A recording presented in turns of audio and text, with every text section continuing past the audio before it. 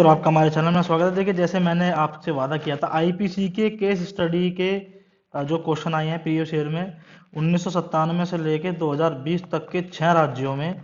और आपने देखा होगा ये जो केस स्टडी के क्वेश्चंस हैं, ये बार बार घुमा के पूछे जाते हैं, सेम एज इट इज वैसे ही।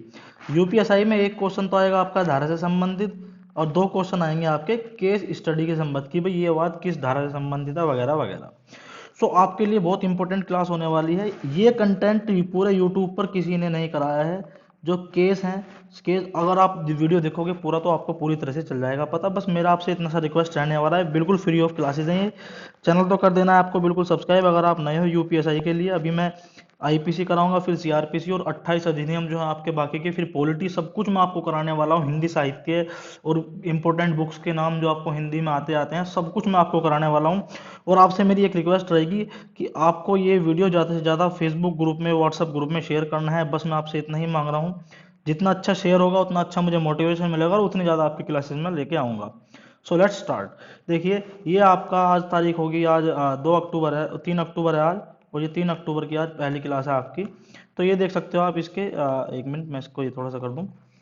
6 राज्यों में आए आईपीसी से संबंधित वाद, 1997 से लेके 2020 तक के हम कवर कर रहे हैं।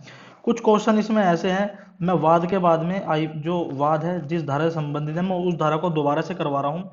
अब ये मत कहना कि सर ये धारा आपने पहले नहीं कराई थी। देखो, कुछ क्वेश्चन की धाराएं इंपॉर्टेंट होती हैं, कुछ क्वेश्चन के वाद इंपॉर्टेंट होते हैं।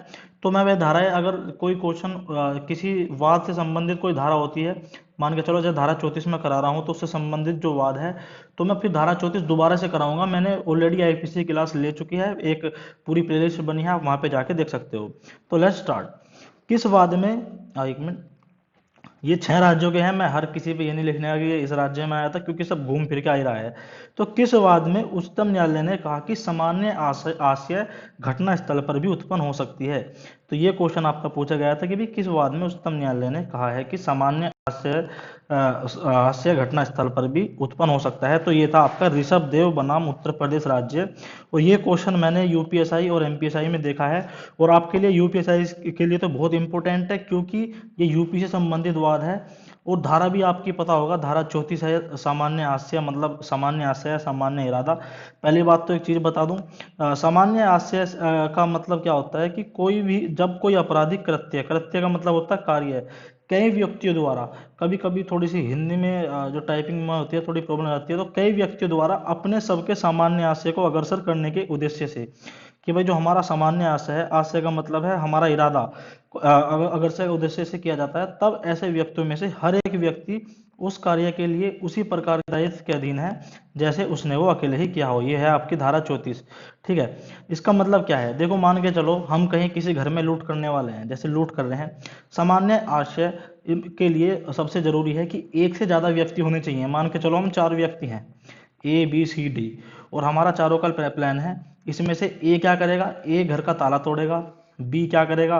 बी घर में जो भी कोई लोग होंगे, क्योंकि सीधी सी बात है, अगर हम लूट कर रहे हैं तो घर में के जो व्यक्ति हैं वे थोड़ा सा उसका विरोध करेंगे। तो बी का काम क्या है? लठ लेके कूटना, कि भाई जो भी सामने आएगा तू कूटिए। और सी का क्या काम है? वो यहाँ से थोड़ी दूर चौराहे पर बैठा है और वो देख रहा है कि पुलिस तो ना आए, क्योंकि इसका ये काम था कि अगर पुलिस आ जाए तो हमको तो फोन करके इन्फॉर्म कर देना। और चौथे का काम था कुछ भी नहीं, वो सामान उठा के आ रहा था। तो क्या हुआ? पुलिस इस रास्ते की बजाय इस रास्ते से आ गई और उसने घर में जो बदमाश थे वे दबोच लिए। कोई बात नहीं भैया, तो ये बंदा भी पकड़ा जाता है जो बाहर बैठा था, जिसका घटना स्थल पर कोई भी कुछ काम नहीं था, वो दूर बैठकर बस ये देख रहा था कि हाँ पुलिस ना आ जाए। तो वहां से भैया इसको पुलिस पकड़ के लेगी थाने में, फिर गया कोर्ट में केस। इसने कह दी कि सर मैं तो लूट कर ही नहीं रहा था, मैं तो वहां पे बैठा था चौराहे पे, और मैं तो ये बता रहा था कि भाई यहाँ पे पुलिस आएगी या नहीं आएगी। तो कोर्ट इसको बिल्कुल बराबर दोषी मानेगा। ठीक है, कि भाई हाँ, भले चाहे तू कुछ भी कर रहा हो, पर तुम्हारा बिल्कुल चारों का इरादा सेम था। तुम्हारा प्री प्लान वो था कि भाई हम यहाँ पे लूट करने वाले हैं, तो ये काम करना, तो ये काम करना। तो ये जो व्यक्ति जो बाहर बैठकर पुलिस को बता रहा था कि भाई पुलिस इधर से आ रही है, इधर से आ रही है, बल्कि इसने ना ही कोई ताला लूटा, ना ही किसी को मारा, ना ही कुछ, पर ये भी उतना ही अपराध का दंड नहीं होगा जितना ये तीनों लोग थे। तो ये है आपकी धारा 34। और इसमें देखिए आपने देखा होगा कि सामान्य आशय में एक से अधिक व्यक्ति होना चाहिए, वह सामान्य इरादा होना चाहिए। ये क्वेश्चन भी बहुत उसमें पूछा जा चुका है पेपर में कि सामान्य आशय के लिए क्या जरूरी है। तो सामान्य आशय के लिए क्या मतलब कितने व्यक्ति या कितने व्यक्ति कम से कम होने चाहिए, तो आपको सिर्फ इतना जवाब देना है, एक से अधिक व्यक्ति होने चाहिए, ठीक है। और इसके कुछ जब हम धारा 34 में, जैसे ये क्वेश्चन हमारा आया था ऋषभ देव बनाम उत्तर प्रदेश राज्य, तो ये तो आया ही आया था, ये भी इसी धारा से संबंधित वाद है और ये भी प्रीवियस ईयर में आ चुका है। आपसे क्या पूछेगा, नानक चंद्र बनाम पंजाब राज्य किस वाद से, किस धारा से संबंधित है। तो आपको धारा 34 में ये सब कुछ वाद लिख लेने हैं। नानक चंद्र बनाम पंजाब राज्य, मैं पीडीएफ आपको नहीं दे पाऊंगा, आपको पता ही है मेरे पास इतना सिस्टम है नहीं कि मैं आपको पीडीएफ दे दूं, तो आपको ये सब नोट करने पड़ेंगे। तो ये धारा 34 से संबंधित और भी वाद हैं, जैसे नानक चंद्र बनाम पंजाब राज्य, रामनाथ बनाम मध्य प्रदेश राज्य, कृपाल सिंह बनाम उत्तर प्रदेश राज्य और पांडुरंगा बनाम हैदराबाद राज्य। तो ये पूरे 5 प्रमुख वाद हैं जो आपके धारा 34 से संबंधित हैं। धारा 34 में पहले की आईपीसी वीडियो में कंप्लीट करा चुका हूं, पर मैं फिर कह रहा हूं, जो भी मैं कोई वाद पढ़ाऊंगा उससे संबंधित मैं धारा दोबारा से कराऊंगा। तो जिसने धारा 34 पहले से ही कर रखी है मेरे से पढ़कर, वो लिखे ना इसको, उसी में ही एक अलग पेज पर ये केस स्टडी, ये सारे केस उसमें उतार ले, ठीक है। तो अब आते हैं आगे। यह है आपका क्वेश्चन कि जोगेश्वर बनाम एम्परर 1924 किस धारा से संबंधित वाद है। मैंने कहा था ना, ऐसे क्वेश्चन आएंगे सीधे सीधे, उस तरह का क्वेश्चन भी आएगा और इस तरह के भी क्वेश्चन आएंगे। तो आपसे सिर्फ क्वेश्चन में ये पूछेगा, जोगेश्वर बनाम एम्परर 1924 किस धारा से संबंधित वाद है। ये भाई रिपीटेड क्वेश्चन है, ठीक है ना। रिपीटेड मतलब बार बार पूछा गया क्वेश्चन है ये। तो ये है भैया धारा 80 से संबंधित, ठीक है। धारा 80 से संबंधित वाद है ये। धारा 34 के बाद में बीच में कोई भी ऐसा वाद, कोई प्रमुख वाद है ही नहीं जो आपके लिए इम्पोर्टेंट हो।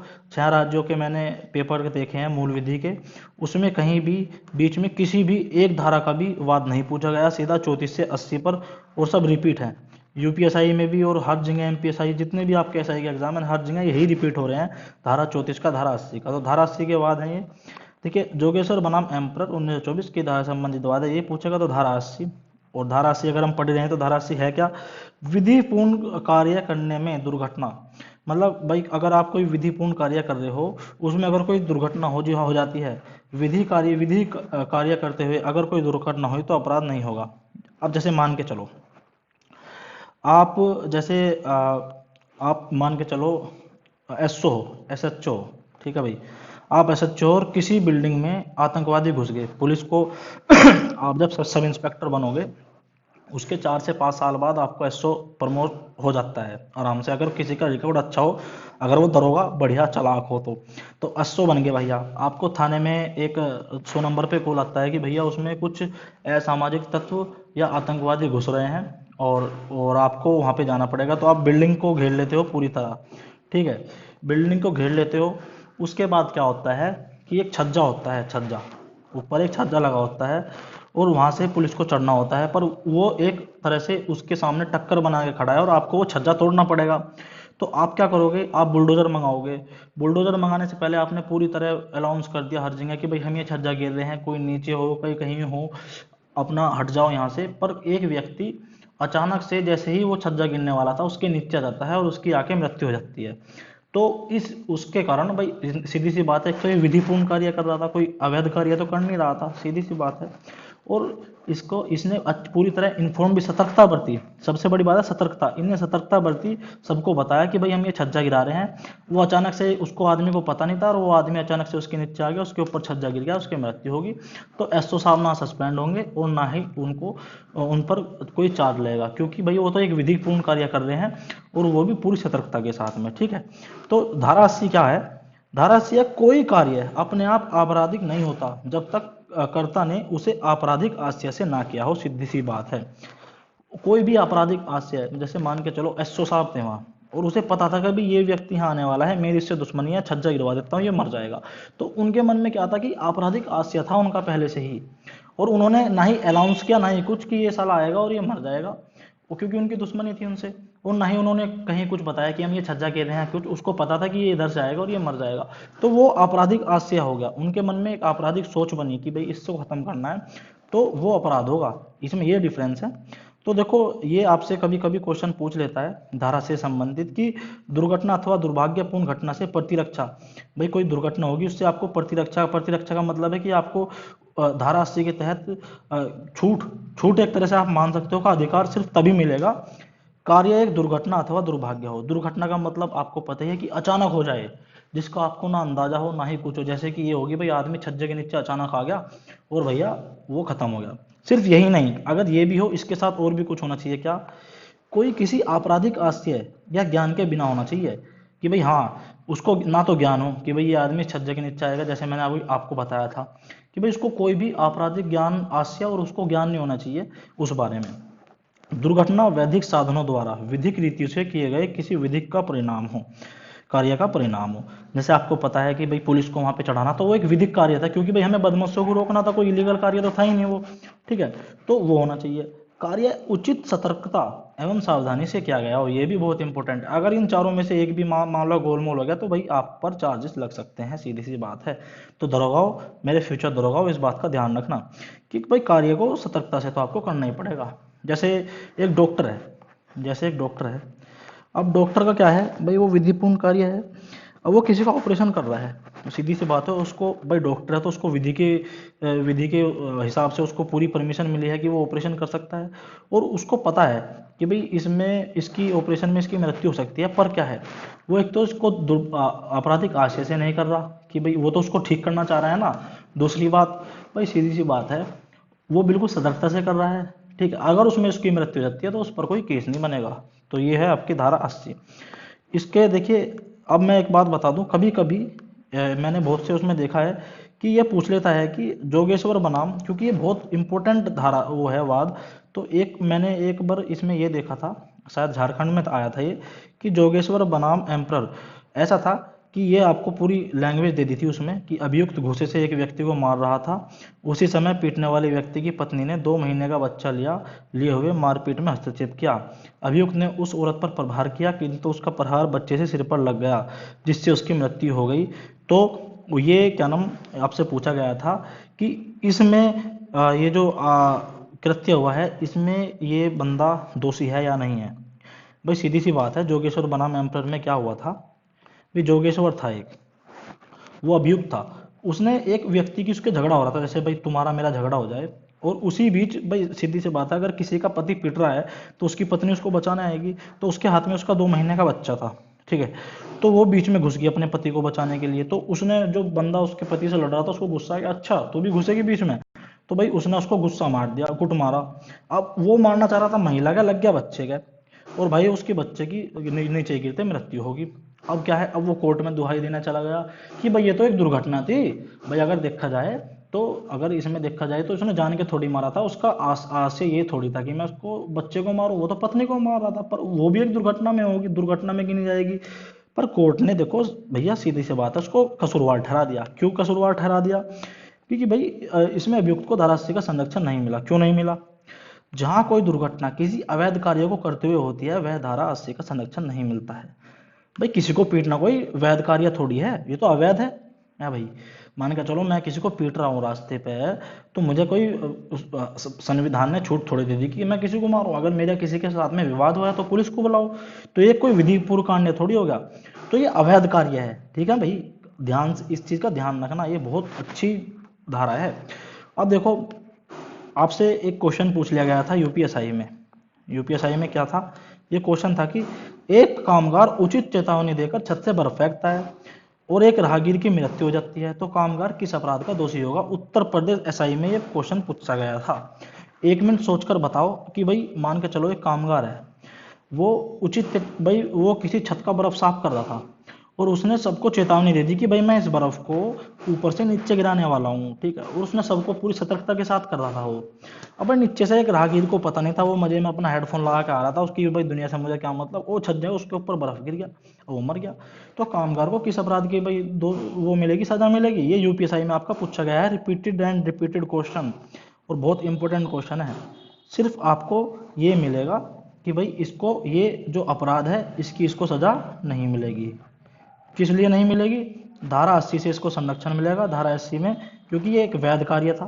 दूसरी बात, सतर्कता से इसने कार्य करा था, सबको पूरी तरह से बता दिया था कि भाई देखो मैं वैध कार्य क्यों था भाई, इसका काम था सफाई करना, और सतर्कता इसने बरत ली थी भाई, सबको बता दिया था कि भाई मैं साफ करने वाला हूँ और इसको आप देखिए।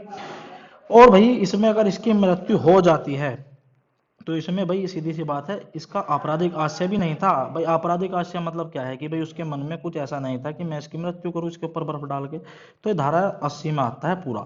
तो कितनी इंपॉर्टेंट धारा थी ये आपकी, ये देख लो।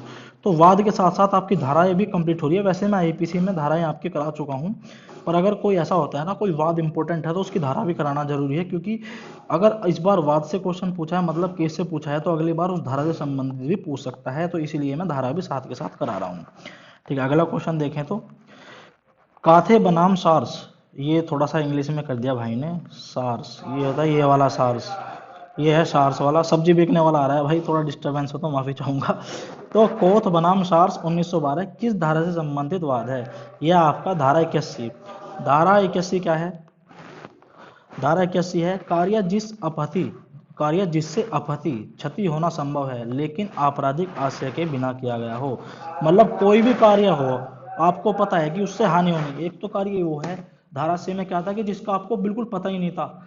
इसमें धारा 81 में क्या था कि भाई आपको पता है कि इसमें क्षति होनी है, फिर भी आप उस कार्य को कर रहे हो। जैसे मैंने आपको डॉक्टर वाला एग्जाम्पल दिया था। डॉक्टर वाला एग्जाम्पल क्या था कि मान के चलो भाई डॉक्टर है, महिला प्रेग्नेंट है और उसके पेट में बच्चे हैं, एक बच्चा, दो बच्चा, आप कुछ भी मान लो। तो डॉक्टर क्या है, उसको पता है कि क्रिटिकल कंडीशन ऐसी है, या तो भाई बच्चा बचेगा इसमें या फिर इसकी माँ बचेगी, तो वो माँ को बचा लेता है, ठीक है, और बच्चे की मृत्यु हो जाती है। तो उसमें इसको सजा नहीं मिलेगी। क्यों नहीं मिलेगी भाई? अब मैं आपको देखिए, एक तो उसका सद्भावपूर्ण कार्य था, दूसरी बात उसको पता था कि भाई इसकी मृत्यु तो हो जाएगी, पर मतलब मेरा ये फर्ज बनता है, उसका कोई इसमें आपराधिक आशय नहीं था। अब एक क्वेश्चन ले लो, फिर मैं आपको समझाता हूँ। देखो कैसे, देखो यूपीएसआई में एक क्वेश्चन पूछा गया था आपसे, स्टीफन ने दो डूबते हुए व्यक्तियों को देखा। यूपीएसआई में एक क्वेश्चन आया था आपका धारा 81 से संबंधित, कोथ बनाम सार्स इसको लिख लेना, 1912 का क्वेश्चन है, ये रिपीटेड क्वेश्चन है, ये सब रिपीटेड है, हर बार यही घूम फिर के आते हैं। तो भाई ये क्या था, यूपीएसआई में आपका क्वेश्चन पूछा गया था, स्टीफन ने दो डूबते हुए व्यक्तियों को देखा। ये स्टीफन एक नाव लेकर आराम से मजे में हेडफोन लगा के वीकेंड एंजॉय कर रहा था कि दुनिया जाओ ऐसी तैसी में, मैं तो आज मौज लूंगा। तो क्या हुआ भाई, स्टीफन भाई गए और ये अपना बोट से जा रहे थे, तो उन्होंने देखा कि दो लड़की के, हाँ ये क्या लिख दिया यार इसने, देखिए दो लड़के, इसमें था कि देखिए ये थोड़ा सा कभी कभी हो जाती है प्रॉब्लम, मिस्टेक हो जाती है, टाइपिंग एरर है। तो दो लड़के एक तख्ते के लिए संघर्ष कर रहे थे।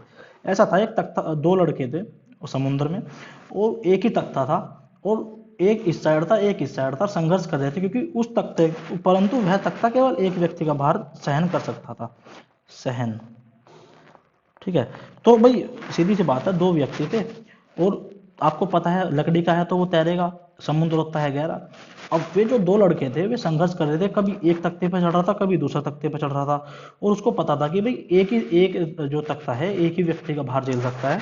यदि उनमें से एक दूसरे को धक्का दे देता है भाई, अब उसको लगा कि यार मुझे तो बचना पड़ेगा, तो वो दूसरे को धक्का दे देता है और उसकी डूबने से मृत्यु हो जाती है, तो वह दोषी होगा, ये आपसे पूछा गया था। क्योंकि स्टीफन गवाह था, स्टीफन ने गवाही दी कोर्ट में जाके कि सब साहब ऐसा ऐसा हुआ और इसने उसको धक्का दे दिया, तो भाई वो इसमें दोषी नहीं होगा। क्यों नहीं दोषी होगा भाई? वो अपनी जान बचा रहा है। उसको अगर उसकी कैपेसिटी दो व्यक्ति, जो तख्ता था उसकी कैपेसिटी ये होती कि भाई वो दो व्यक्तियों का भार झेल सकता है, और तब वो उसको लात मारता, तब उसकी प्रॉब्लम थी। पर उसका दूसरी बात, तो इसमें कोई आपराधिक आशय नहीं था। आपराधिक आशय मतलब उसका जानलेवा मकसद, जान जो जिस बंदे ने उसको धक्का मारा उसका ये मकसद नहीं था कि मैं इसकी जान ले लूँ, उसका मकसद था मैं अपनी जान बचा लूँ, ठीक है। तो उसका उसमें कोई आपराधिक आशय नहीं था, तो इसलिए उसको इससे छूट मिलेगी। यूपीएसआई में क्वेश्चन पूछा गया था। तो इसी धारा 81 में एक ही वाद इंपोर्टेंट है आपका, कोथ बनाम सार्स, और ये आपका धारा 81 है। मैंने आपका ये पूरा बता दिया। यूपीएसआई में ये वाला रिपीटेड क्वेश्चन है, आपसे ऐसे ही कुछ भी घुमा फिरा के पूछ सकता है। ये क्वेश्चन में आप कुछ भी कैसे ले लो, इस तरह के आपके क्वेश्चन देगा कि भाई ये था वो था, उसने अपनी जान बचाने के लिए या डॉक्टर ने उसकी जान बचाने के लिए, तो आपको क्वेश्चन कैसे भी घुमा के यूपीएसआई में दे सकता है। और वो पूछ सकता है कि भाई क्या ये दोषी है, तो भाई क्योंकि तुम सब इंस्पेक्टर बनोगे तो आपका इतना तक तार्किक क्षमता तो होनी चाहिए कि आपको पता होना चाहिए कि भाई ये दोषी है ये नहीं दोषी है, या फिर आपको ये पता होना चाहिए कि ये बंदा दोषी है या नहीं है, इसका आपराधिक आशय इसमें था या नहीं था, ये आपराधिक कृत्य में गिना जाएगा या नहीं गिना जाएगा, तभी तो आप दरोगा बनने लायक हो। आपसे वो कुछ भी पूछ सकता है, ये भी पूछ सकता है, धारा 81 भी पूछ सकता है। तो भाई देखिए मोटा मोटा ये आज मैंने आपको बताया है। अभी ये क्लास बहुत चलेगी, अभी ये शुरुआत थी, ठीक है। तो मैं आशा करता हूँ आपको ये अच्छी लगी होगी। यार आप नए हो चैनल पर तो यार प्लीज़ चैनल को सब्सक्राइब कर देना, फ्री ऑफ कॉस्ट है ये क्लास। और भाई शेयर तो आपको करनी पड़ेगी, जिससे मुझे अगर मुझे मोटिवेशन मिलता रहा ना तो मैं आपका पूरा का पूरा जितना भी है, जितना भी तुम कहोगे, पोलिटी वोलिटी सब कुछ घुसाड़ दूंगा। रीजनिंग के टॉप 30 क्वेश्चन, मैथ के तो टॉप 30 क्वेश्चन सब कुछ लेके आ जाऊंगा। बस आपको क्या है, आपको मेरा साथ देना होगा थोड़ा सा। तो चैनल को कर दो सब्सक्राइब अगर आप नए हो, और भाई इस वीडियो को ज़्यादा से ज़्यादा शेयर करना। और सिर्फ यूपीएसआई वालों को, कभी तुम एनटीपीसी वालों को भेज दो तो एनटीपीसी वाला तो देखने का है नहीं। जितने भी आपके फेसबुक ग्रुप हैं, फेसबुक के ग्रुप में अगर आप हो तो फेसबुक के ग्रुप में आप जितने भी हैं उनमें भी आप ये वीडियो ज़्यादा से ज़्यादा शेयर करें। धन्यवाद, जय हिंद, जय भारत।